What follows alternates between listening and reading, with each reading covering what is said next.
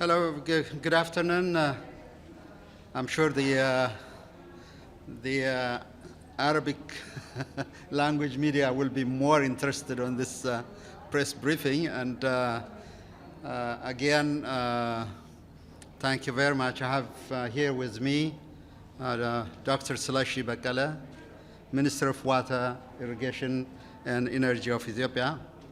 What we are going to do today is that we are going to speak the truth, but in the meantime, we are going to be very prudent and careful in our words.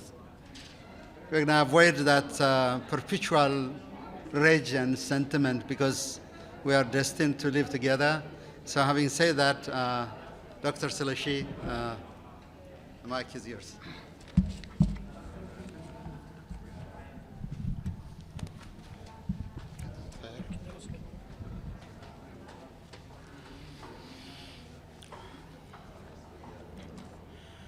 Thank you all very much for your interest. And let me say a few words and I'll take your questions later. As I told the Council, perhaps I'm the first water minister addressing the August body on hydroelectric dam that is under scrutiny in the unprecedented and unfair manner here at Security Council. We believe, Ethiopia believes, it is an unfitting use of the time and the resources of the UN Security Council to discuss the Grand Ethiopia Renaissance Dam. Nevertheless, I have voiced the concerns and the just causes of my country, Ethiopia. Let me reiterate that we are dealing here with a hydroelectric dam. We are not building a nuclear plant, which is not the first of its kind in Africa or in the world. The world has many experience on hydroelectric dam. We are building a reservoir to store water that will generate electricity. After heating the turbine, the water continues to flow in the downstream. GERD is actually a people's project. All walks of Ethiopians are contributing to build this dam to bring light home to 65 million people who are currently living in darkness. The Nile belongs to all peoples of the basin countries. In the basin, we have 500 million in 11 riparian countries. Ethiopia generates 77 billion cubic meter water annually. And in fact, 85% of the Nile is coming from Ethiopia. Equally, Ethiopians have best wishes and neighborly care for their compatriots in Egypt and Sudan. We have all the intention to live together in peace and cooperate for our mutual benefit. The GERD demonstrates these core principles for collective well-being, prosperity, and regional integration. Ethiopia has 70% of its population under the age of 30. More than 100,000 people are graduate from higher education, and 30 million Ethiopians are in school. It is an imperative, therefore, to cater the growing need for this population. Finally, Ethiopia believes that an agreement is within reach and given the necessary political will and the commitment to negotiate in good faith. We have already reached an understanding on a considerable number of issues. So the African Union is the right platform to deal with this kind of issue, to really bring a conducive environment for faithful negotiation. Thank you very much. I can now you can ask me your questions. Over here. Thank you, Mr. Minister. Ray Bouchafra from Sky News Arabiya. In today's session, most of members of Security Council, they talked about a solution that come to satisfy all the parties of the conflict, Ethiopia, Sudan, and Egypt. Which kind of solution do you think, in your point of view, will come to satisfy all the parties? Thank you. Thank you for that question. It's actually solutions that satisfies the three countries. The negotiating parties solution is solutions that works for all of us is very important. So we are working towards that, to look into rules and guidelines that could be concluded that works well for everyone in a win-win cooperative that is based on equitable and reasonable utilization without causing significant harm principles. Egypt and Sudan, they're accusing Ethiopia that you don't want any kind of solution and you just go into unilateral steps without consulting the other parties. Thank you. No, it's the other way around, actually. We always go to negotiation with solution at hand. We take a draft rules and guidelines agreement to put it on the table, and these parties always disrupt. In fact, during the last 9 meetings, they disrupted. Ethiopia has never disrupted any meeting. Wanted always to continuously engage and solve. And we have seen already a solution at hand for first filling since about 1 year, but the parties didn't want to conclude that first filling agreement. It would give us more time actually to negotiate the more complex issues of comprehensive agreement. Mr. Minister, Ethiopia said in different statements of Ethiopian officials that this is a matter of sovereignty and that you also have more plans for more dams on the river in the future. Are you still considering this matter as a sovereignty matter to Ethiopia and nothing else? And what about the future plans on other dams? Well, Ethiopia has future needs, current needs and future needs. Currently, as you know, 65 million people are without electricity, but if you go further downstream, 100% access to electricity.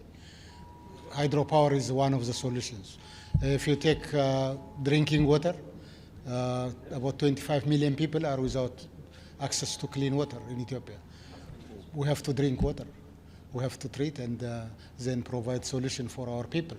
So that is what it implies. We have to establish secured food production. We cannot continue to migrate everywhere in the world. We have to really produce adequate food, supply adequate water, supply electricity, and create jobs. As I indicated, 70% of 150 million are under 30 years. These people should have a future. We have to establish that future. Yes. Mr. Minister, James Bays from Al Jazeera. You said in the Council that you felt that an agreement at the AU was something that you could reach.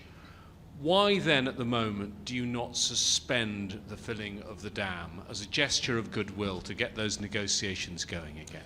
Thank you for raising that question. I know. Currently, all dams in the Nile Basin are filling. The reason being, it's a rainy season. July, August, and September, bountiful water.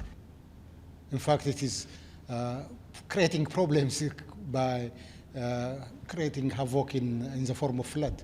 It's a real opportunity, actually. GERD provides that opportunity of protecting against flood.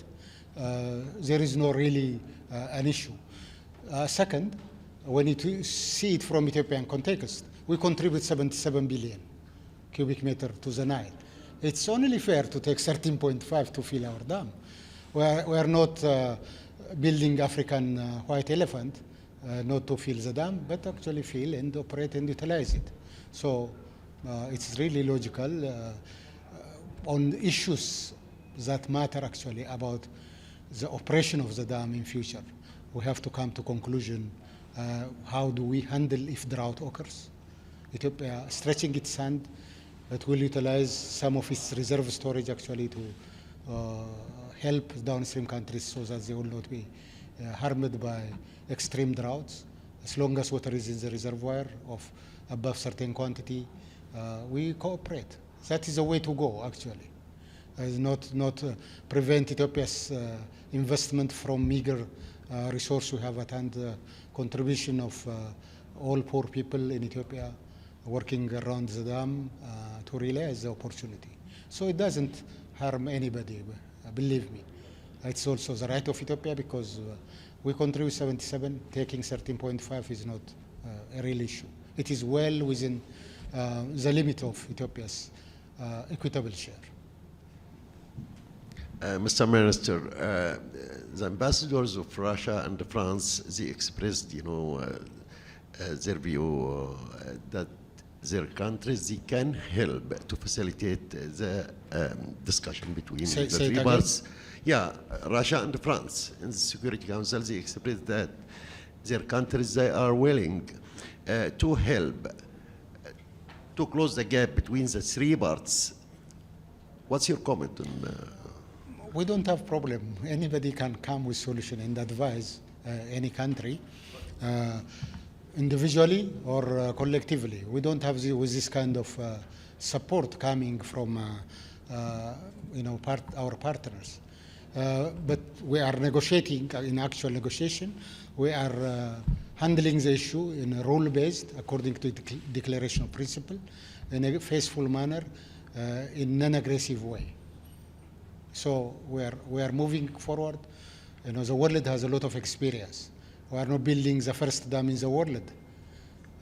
Europe has thousands of dams. US, Africa has very good experience and best practices in managing river basins like Niger, Limpopo, Zambezi, Senegal. We can draw experience from those rivers and live in peaceful manner so that we can develop rule-based policy.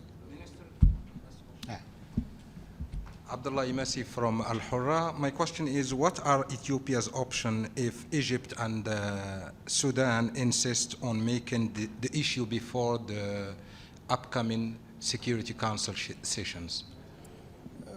Say it again, please. Can you repeat?